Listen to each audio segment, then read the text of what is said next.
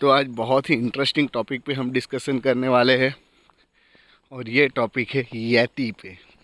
तो पहले तो मैं ये बता दूं कि बहुत सारे आप लोगों ने यति का नाम सुना होगा और बहुत सारे लोगों ने नहीं भी सुना होगा यति क्या है।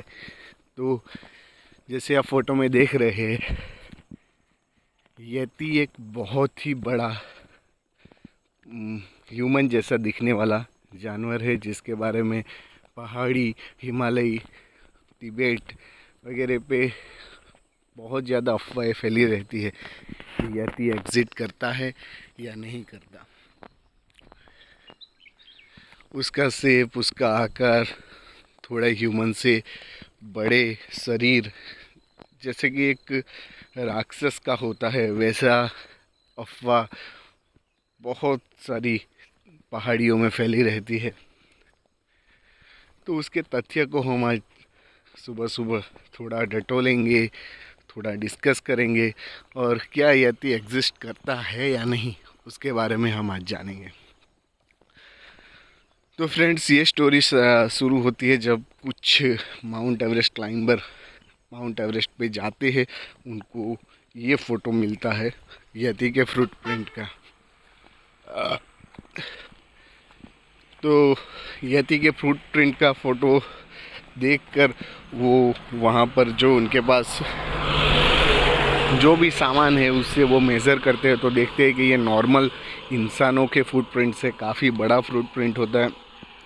बाद में ये फ़ोटो बहुत वायरल हो जाती है, लोग ये फ़ोटो को देखते हैं और यहीं जो इंडियन कल्चर में तो तिबेटियन कल्चर में पहले से ही जो कि यति का मेंशन रहा होता है कि जितनी भी आप तिबेटियन की बुक पढ़ लेंगे तो उसमें ये स्टोरी दिखाई गई है कि पहले के टाइम पे जो तिबेटियन के एंशिएंट थे वो लोग बहुत बड़े थे हाइट में, उनका शरीर डेविल जैसा था और कुछ कुछ वो बंदरों की तरह और कुछ कुछ वो इंसानों की तरह दिखते थे।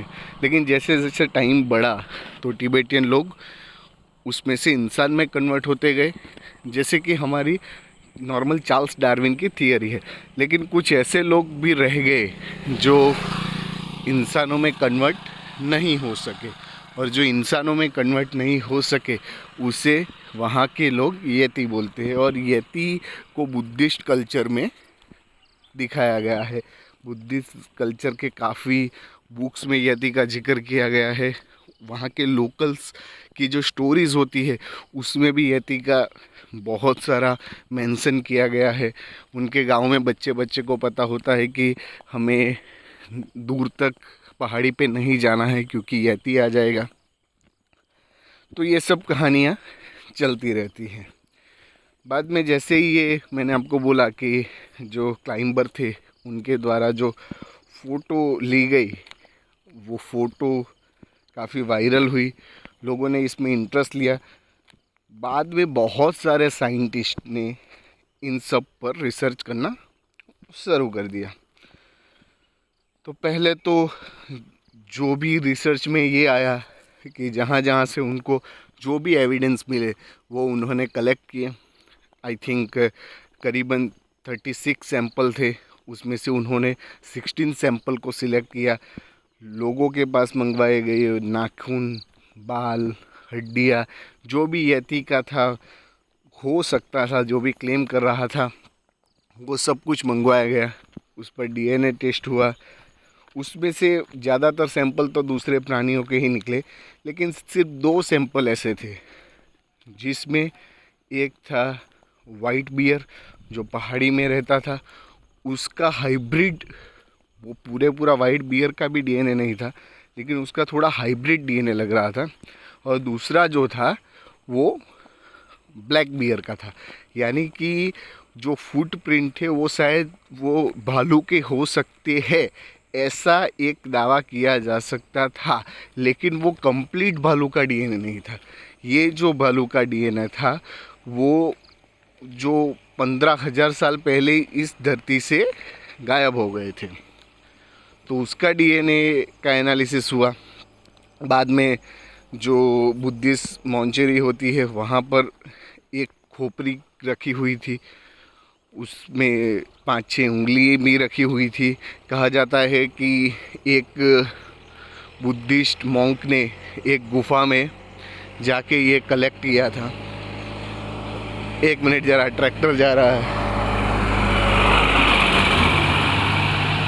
सुबह सुबह का मज़ा ही अलग होता है। हाँ, तो बुद्धिस्ट मॉन्क ने गुफा में से एक यति के साथ वो रहे थे। यति ने उनकी काफ़ी सेवा की थी। तो बाद में जब वो यति की डेथ हो गई तो वो अपने मठ में वो उनकी खोपड़ी और हाथ की उंगलियां लेके आए। वो हाथ की उंगलियां तिब्बत में पहुंची, पहाड़ी इलाके में जो उन्होंने बनाई थी मठ, वहाँ पर पहुंची।